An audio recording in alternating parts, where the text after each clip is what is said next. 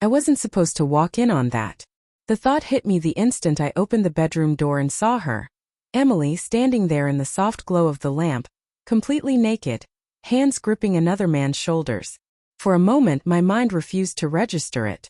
The laughter from the hallway vanished. The music downstairs faded into nothing. All I could hear was the pounding of my own heart. She gasped first. The man, someone I didn't recognize, froze mid-motion, his face draining of color like he'd been caught stealing something sacred, which in a way he had. Emily stumbled back, trying to cover herself with shaky hands. "Oh my God, what are you doing here?" she whispered. I didn't speak.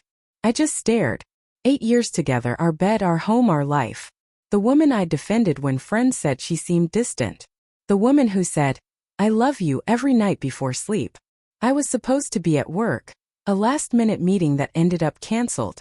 I thought I'd surprise her, show up at her best friend's birthday party where she said she'd be. Maybe bring her favorite wine. Dance with her for once. A simple act of love. But the surprise was mine. "Daniel, please," she said, stepping forward, eyes glistening. "It's not what it looks like." "Then what is it?" My voice was calm. That calm that comes just before a storm. The man, mid-30s, expensive watch catching the light, grabbed his shirt off the floor. "Look, man, I didn't know she was married." I glanced at Emily. Did he not know? Or did you forget to mention it between kisses?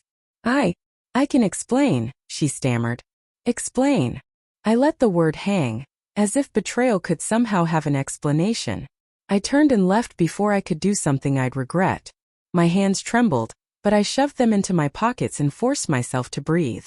Downstairs, the faint music and laughter continued, oblivious to the collapse of a marriage just above.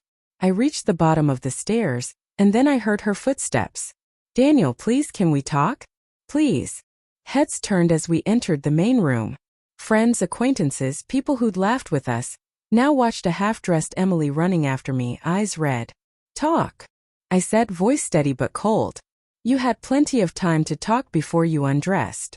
Silence fell. Even the music seemed to fade. I wasn't trying to humiliate her. I was done with humiliation. I set the bottle of wine I brought on the counter and walked out the front door. The drive home was a blur. I didn't cry, not yet. Hands tight on the wheel, headlights cutting through the night, my mind replayed the image of her with him.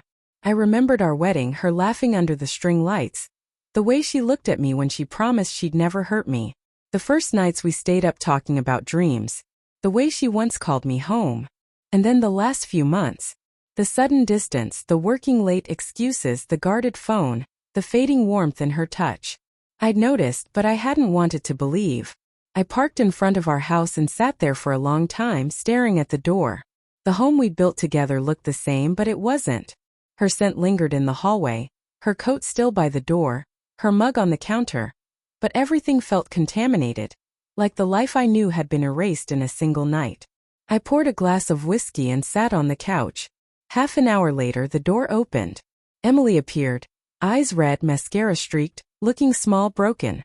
"Daniel, please, can we talk?" I didn't look up. "Talk?" I muttered, swirling the whiskey. "Sure, let's talk," she said, stepping closer, voice shaking. "You go first." "I made a mistake," she whispered. "It just happened. I didn't plan it."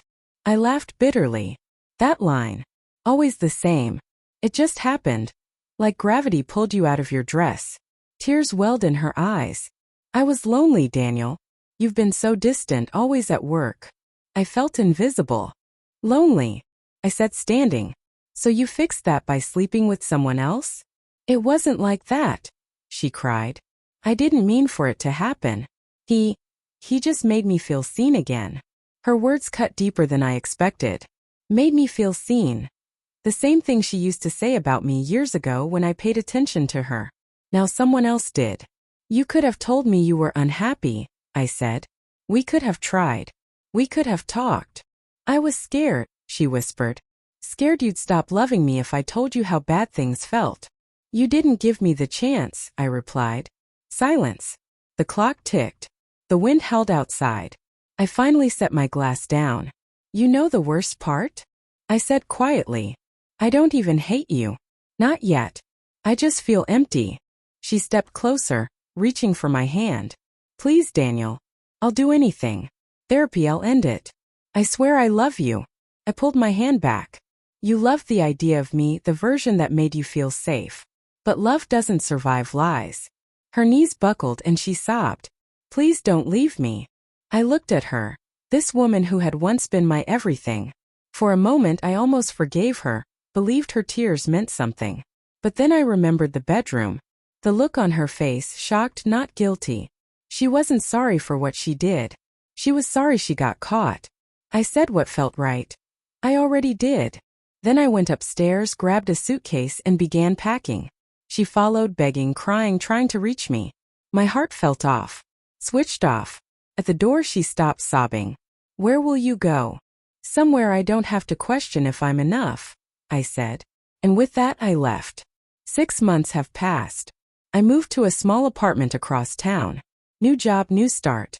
People say I seem calmer, but inside there's a scar that hasn't faded.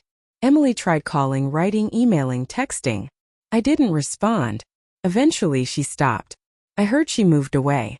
Sometimes at night I think of her. Not with anger but with sad acceptance.